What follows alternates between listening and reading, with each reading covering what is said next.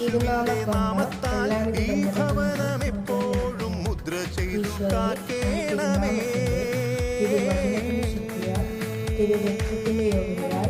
ബന്ധനങ്ങൾ വിട്ടുപോകട്ടെ, കെട്ടുകൾ അഴിയട്ടെ, മുറിവുകൾ ഉണങ്ങപ്പെടട്ടെ.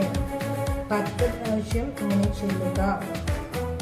ശേഷം കർത്താവെ കരുണയായിരിക്കണമേ, ഈശോയെ കരുണയായിരിക്കണമേ, ദാവീദിന്റെ പുത്ര കരുണയായിരിക്കണമേ, പാപികളായ ഞങ്ങളുടെ മേൽ കരുണയായിരിക്കണമേ, ഞങ്ങളുടെ ബന്ധനാവസ്ഥയുടെ മേൽ കരുണയായിരിക്കണമേ, തലമുറ തലമുറയായി കടന്നു വന്നിരിക്കുന്ന പാപശാപ ബന്ധനങ്ങളുടെ മേൽ കരുണയായിരിക്കണമേ, ഞങ്ങളുടെ വിശ്വാസക്കുറവിൻ്റെ മേൽ കരുണയായിരിക്കണമേ.